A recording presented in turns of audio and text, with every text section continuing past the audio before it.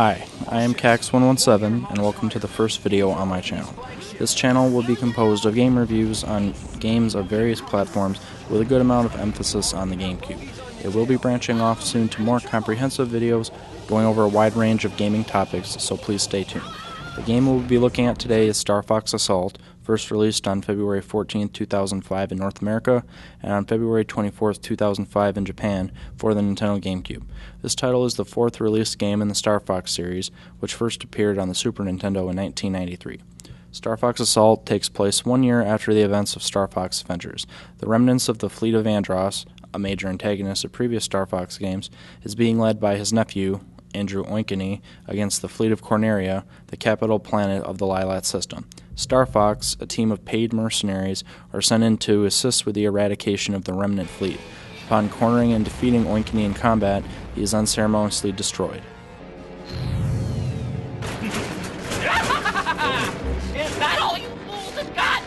I am the one and only true heir to the great Emperor Andross, the new Emperor, Andrew Oinkeny, Uncle Andross!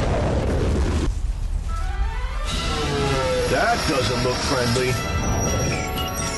Such strange thought patterns. No, it can't be. Aberoid, Aberoid, Aberoid. Aperoid? There's no time to hesitate. Return fire. These parasitic-like machines have the capacity to take over other machines, vastly multiplying their numbers and fighting potential. The game then follows Starfox cleansing various planets and other areas of the Lylat system from the Aperoid menace, culminating with a unified attack on the Aperoid homeworld and the destruction of their queen. The gameplay of Starfox Assault is divided into three major sections.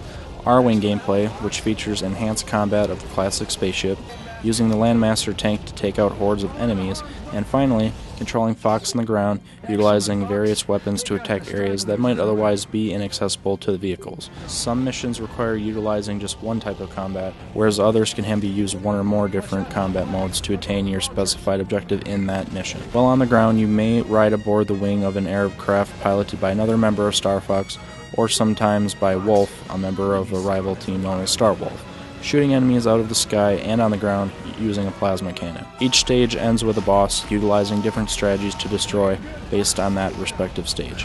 The game consists of 10 missions overall, with 3 different difficulties to choose from: bronze, silver, and gold difficulties.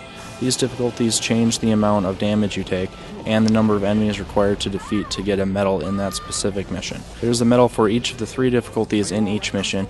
You also get a medal for keeping all 3 of your teammates safe during any given mission.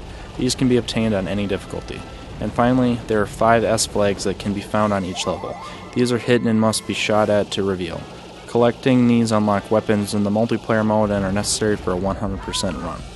The controls usually work well in most cases.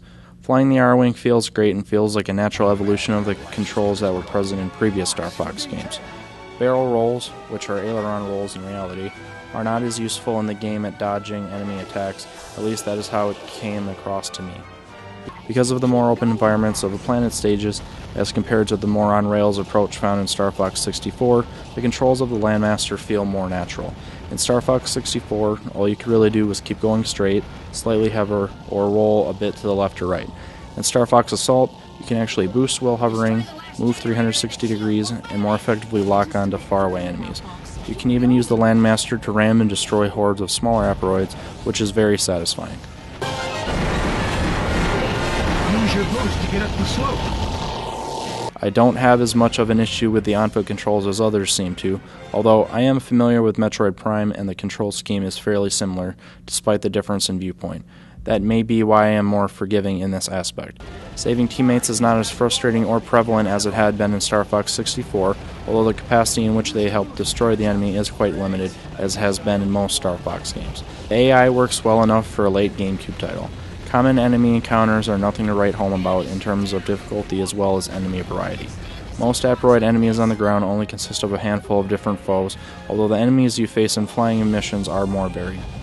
Stage variety, both in terms of environments and gameplay objectives, is done fairly well despite the limited amount of missions. When I was a kid and got this game new, the length of the game was disappointing me, being such a big fan of Starfox 64 and the high level of replayability that game had with all the various paths you take to Venom. Starfox Assault is just a straight shot through all 10 missions. The aspect of replaying it lies in completing each mission on the various difficulties, getting all the collectibles, and just beating your high scores. I find this weaker than Starfox 64, as even replaying a mission in that game was more fulfilling, as there were usually 2 different ways to complete a mission, with each leading to a different area of the Lilat system. This also worked because there were 16 different stages, and only the beginning area, Corneria, and the ending planet, Venom, were the same. The path you took between them was up to you, ultimately leading to 25 different possible playthroughs. And just trying to get a higher score was more exciting, partially owing to the top 10 ranking found on the game, where you could try to get a higher score than your friends, or in my case, the previous owners of the cartridge. One area that Starfox Assault outshines every other game in the series in is the sound design.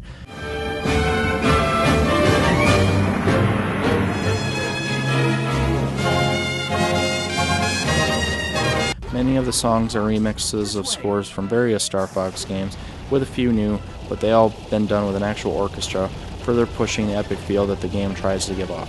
The sound effects of the arming Landmaster are done quite well, although the actual weapons on foot aren't quite as well done. While the voice acting is nothing amazing, it usually works well given the situation.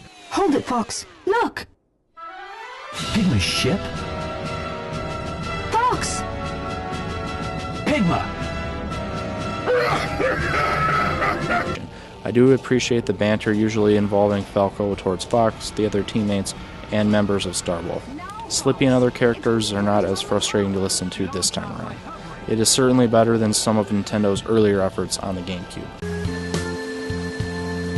Junior, I've got something difficult to tell you. The multiplayer portion of the game is fairly basic, although I did enjoy it as a kid. There's a ton to unlock, including tons of stages of planets that were not even in the single-player game, such as Zonus and Titania from previous games in the series. You can also unlock various weapons and characters such as Wolf or Peppy. Overall, while the multiplayer is kind of lacking in depth, it can make for a fun and frantic experience if you have enough people to enjoy. I suffered any slowdown or glaring graphical glitches during my time with the game. I think the game still holds up in many aspects today, owing to the power of the underrated GameCube. I recorded this footage using the official GameCube component cables, and it cleans up very nicely through 480p progressive scan.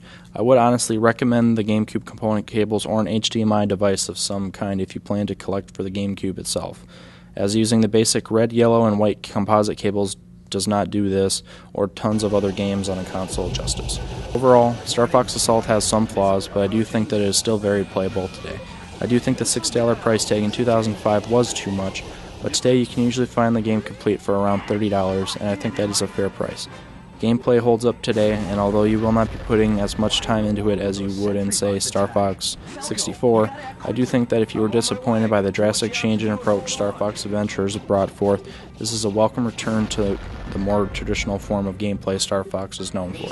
It has a control scheme that works, as the game controller is great for it, and does not shoe in any motion controls that would deter people as Starfox Zero did. Although I will not be giving numbered ratings in my reviews, I would recommend you check out Starfox Assault. It is not perfect, but I do think it is the best Starfox game since Star Fox 64.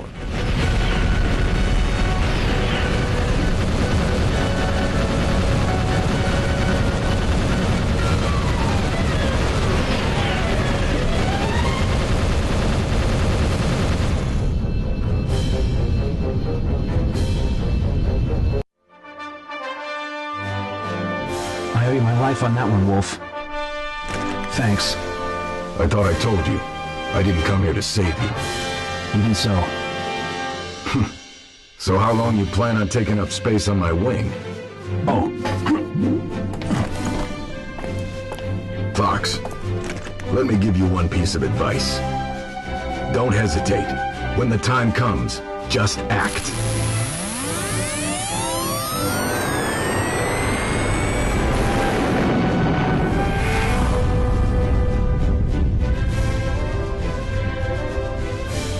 Wolf.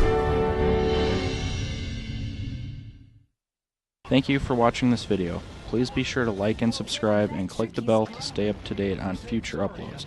If you have any suggestions for future videos, please be sure to leave a comment. and be sure to follow me on Facebook and Twitter.